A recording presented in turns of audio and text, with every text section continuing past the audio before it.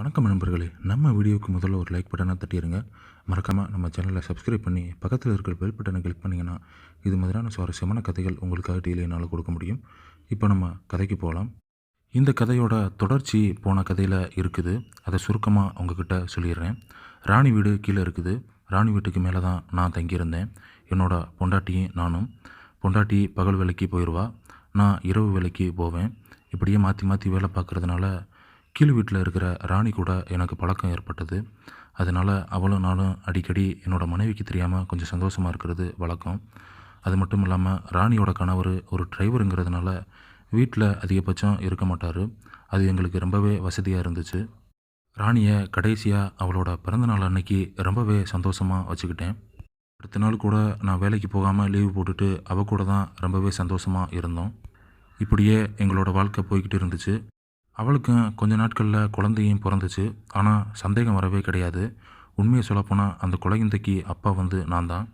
அவளோட கணவருக்கு தெரியாமல் அடிக்கடி அவங்க வீட்டில் போய் நான் என்னோடய குழந்தைய பார்த்துட்டு வர்றது வழக்கம். அது மட்டும் இல்லாமல் எங்களோட வாழ்க்கை ரொம்பவே சந்தோஷமாக தான் போய்கிட்டு இருந்துச்சு. கரெக்டாக ஒரு வருஷம் கழித்து அந்த குழந்தைக்கும் பிறந்தநாள் வந்துச்சு. அந்த பிறந்த நாளைக்கு அவங்க சொந்தக்காரவங்க அப்புறம் எங்கள் ஃபேமிலி எல்லாத்தையுமே அவள் வர சொல்லியிருந்தா. கீழே வீடுங்கிறதுனால நாங்களும் போயிட்டோம். சாயங்காலம் ஒரு 5 மணி அளவில் எல்லோரும் அவங்க வீட்டில் இருந்தோம். கேக்கு வெட்டிய பிறகு நானும் என்னோடய மனைவியும் வீட்டுக்கு வந்துட்டோம். அந்த அன்னைக்கு இரவு 11 மணிக்கு அவள் எனக்கு கால் பண்ணி கீழே வான்னு சொல்லிட்டு கூப்பிட்டா. சரின்னு சொல்லிட்டு என்னோடய மனைவியை பார்த்தேன்.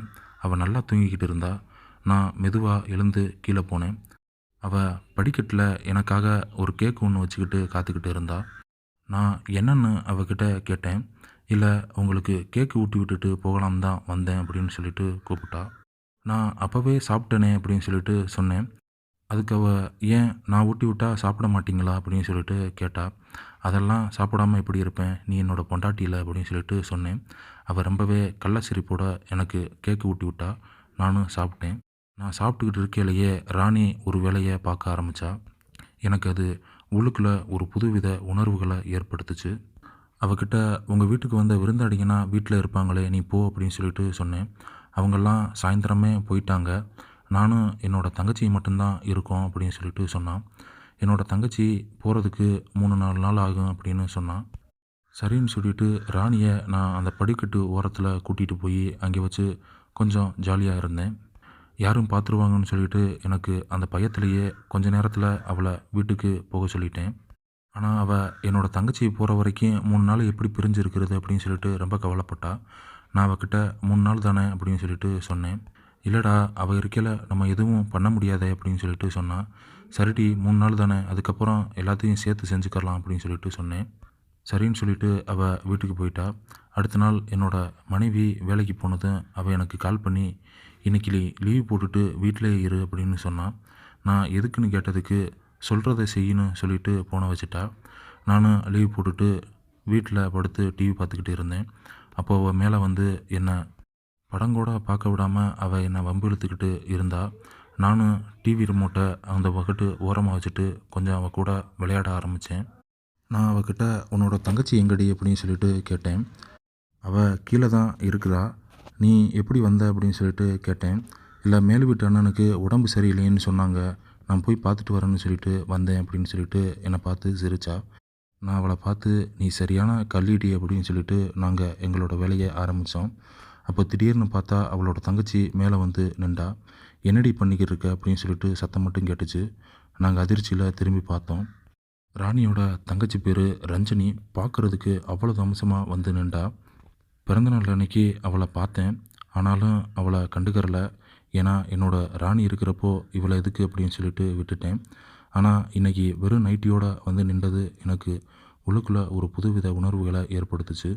ஏ ராணி, இது மாமா இருக்கும்போது எப்படி வேறு ஒருத்தன் கூட இருக்க அப்படின்னு சொல்லிட்டு ரொம்பவே கோபமாக பேசிட்டு படப்படன்னு அவள் கீழே இறங்கி போயிட்டா. உடனே ராணி அழுதுகிட்டே கீழே போனான். எனக்கு என்ன ஆகுமோ அப்படின்னு சொல்லிட்டு பயமாக வேற இருந்துச்சு. கொஞ்ச நேரம் கழித்து நானே கீழே போய் பார்க்கலாம்னு சொல்லிட்டு அவங்க வீட்டுக்கு பின்னாடி இருந்த ஜன்னல் வழியாக போய் பார்த்தேன். அப்போ தான் ரஞ்சனி கட்டிலில் அமர்ந்துக்கிட்டு இருந்தா. ராணியே அவகிட்ட மன்னிப்பு கேட்டுக்கிட்டு இருந்தா. இனிமே இந்த மாதிரி செய்ய மாட்டேன்டி, ப்ளீஸ்டி, இதை யாருக்கிட்டேயும் சொல்லாதடி அப்படின்னு சொல்லிட்டு அழுதுகிட்டே இருந்தா. ஆனால் ரஞ்சனி அதை கண்டுகொள்ளவே இல்லை. இதை அம்மா அப்பா கிட்ட சொல்லாமல் விட மாட்டேன். இது மட்டுமா, அன்னைக்கு குழந்தை பிறந்த நாள் அன்னைக்கு கூட படிக்கட்டுக்கிட்ட என்னடி பண்ண அப்படின்னு சொல்லிட்டு கேட்டா. இதெல்லாம் உனக்கு அவ்வளோ முக்கியமா அப்படின்னு சொல்லிட்டு ரஞ்சனி ராணியை திட்டிக்கிட்டு இருந்தா. எனக்கும் தாண்டி கல்யாணம் முடிஞ்சிருச்சு, உன்ன மாதிரியா வேற ஒருத்தன் கூட போய்கிட்டு இருக்கேன் அப்படின்னு சொல்லிட்டு ரொம்பவே கோவமாக திட்டிக்கிட்டு இருந்தா. உடனே ராணி வேகமாக எந்திரிச்சு ரஞ்சனியை பார்த்து, ஏண்டி, உன்னோட புருஷன் உன்னைய நல்லா பார்த்துக்கிறாரு, ஆனால் என்னோட புருஷனை பாரு, ஒன்றுமே கண்டுக்கிறதே கிடையாது அப்படின்னு சொல்லிட்டு ரொம்பவே வேதனைப்பட்டு சொன்னான். என்னோட புருஷனுக்கு ஒரு மண்ணும் கிடையாது அப்படின்னு சொல்லிட்டு பேசினான். 2 வருஷமாக எனக்கு பிள்ளை இல்லாமல் இருந்த கஷ்டம் எனக்கு தாண்டி தெரியும், உனக்கு என்ன தெரியும் அப்படின்னு சொல்லிட்டு ரொம்பவே வேதனையாக ராணி ரஞ்சனியை பார்த்து திட்ட ஆரம்பித்தா. அதுக்கு ரஞ்சனி, அப்போது மாமா இல்லாமலா நீ குழந்தை பெற்றுக்கிட்ட அப்படின்னு சொல்லிட்டு கேட்டா. அதோட ராணி, ஆமாம், உங்கள் மாமா இருந்துட்டாலும் அப்படின்னு ராணி சொன்ன உடனே ரஞ்சனி ராணியை மேலும் கீழுமா பார்த்தா. ஆமாண்டி, இந்த குழந்தை மேலே இருக்கிற அண்ணனுக்கு பெற்றுக்கிட்டது தாண்டி அப்படின்னு சொல்லிட்டு ரஞ்சனிக்கிட்ட சொன்னான். ரஞ்சனி அதிர்ச்சியில் உறைஞ்சி போய் ராணியை பார்த்துக்கிட்டு இருந்தா. அப்புறமா அவள் பாத்ரூமுக்குள்ளே போய் கதவு பூட்டிக்கிட்டா. ராணியோட குழந்தை பெற அழ ஆரம்பிச்சிருச்சு. அதோட ராணி குழந்தையை பார்க்க போயிட்டா. கொஞ்ச நேரம் கழித்து ரஞ்சனி வந்து அக்காட்ட, சாரிடி, உன்னோட மாமா இப்படி இருப்பார்னு நான் கொஞ்சம் கூட எதிர்பார்க்கவே இல்லை. நீ முன்னாடியே அம்மா கிட்ட சொல்லியிருக்கலாம்ல, அப்போவே வேறு கல்யாணம் பண்ணி வச்சுருப்பாங்க அப்படின்னு சொல்லிட்டு சொன்னான். அதுக்கு ராணி, அது நம்ம குடும்பத்துக்கு தான் அசிங்கம், என்ன 2ஆம் தரமாக கல்யாணம் பண்ணுறவன் இவனை விட மோசமாக இருந்தால் என்ன பண்ணுறது அப்படின்னு சொல்லிட்டு சொன்னான். அப்புறம் எலிக்கு பயந்து புலிக்கிட்ட மாற்றின கதையாக ஆயிரும் அப்படின்னு சொல்லிட்டு சொன்னான். உடனே, சரியக்கா, அதான் பிள்ளை பிறந்துருச்சுல, 1 வருஷம் ஆச்சு, இன்னும் எதுக்கு அவர்கிட்ட பழக்கம் வச்சுருக்க அப்படின்னு சொல்லிட்டு கேட்டா. அதுக்கு ராணி, என்னோட உடம்புக்கு அவன் தாண்டி எனக்கு தீனி போடுறான், இப்போல்லாம் உன் மாமா சுத்தமாக என்னை கண்டுக்கிறதே கிடையாது, எனக்கு என்ன தான் பண்ணுறது, நானும் ஒரு பெண் தானே அப்படின்னு சொல்லிட்டு ரஞ்சனிக்கிட்ட சொன்னான். உடனே ரஞ்சனி, என்னக்கா, எனக்கு ஒரு நாள் என்னோடய கணவரை பிரிஞ்சு இருந்ததுக்கே ஒரு மாதிரியாக இருந்துச்சு, நீ 1 வருஷம் ஆச்சு உன்னோட மாமா கண்டுக்கிறவே இல்லைன்னு சொல்கிற அப்படின்னு சொன்னோன்னா ராணி, ஆமாண்டி, அதுக்கு தாண்டி நான் மேலு வீட்டுக்கே போகிறேன், இவர் என்னை ரொம்பவே சந்தோஷமாக பார்த்துக்கிறாரு, என்னோடய வாழ்க்கையும் ரொம்பவே நல்லா தாண்டி போய்கிட்டு இருக்கு அப்படின்னு சொன்னான். உடனே ரஞ்சனி, சரிக்கா, இது வெளியில் யாருக்கும் தெரியாமல் பார்த்துக்க அப்படின்னு சொல்லிட்டு கிச்சனுக்கு வேலை இருக்கிறதா போயிட்டா. அந்த அன்னைக்கு சாயங்காலம் ஒரு 4 மணிக்கு ராணி என்னோடய வீட்டுக்கு வந்து கதவை திறந்தா. நான் டிவி பார்த்துக்கிட்டு இருந்தேன். அவளை பார்த்தேன். அவள் ஓடி வந்து என்னை அணைச்சிக்கிட்டா. இனிமே எந்த பிரச்சனையும் வராதுடா, நீ ஒன்றும் கவலைப்படாத அப்படின்னு சொல்லிட்டு ராணி எனக்கு ஆறுதல் சொன்னான். இந்த கதையோட சுவாரஸ்யமான சம்பவமே அடுத்த பாகத்தில் தான் வரப்போகுது. அதனால் இந்த பாகத்தை முழுசாக பார்த்துட்டு அடுத்த பாகத்துக்காக வெயிட் பண்ணுங்கள். கொஞ்ச நேரத்தில் அடுத்த பாகம் அப்லோட் பண்ணுவேன். மறக்காமல் நம்ம சேனலை சப்ஸ்கிரைப் பண்ணி லைக் பண்ணி வச்சுக்கிறோங்க.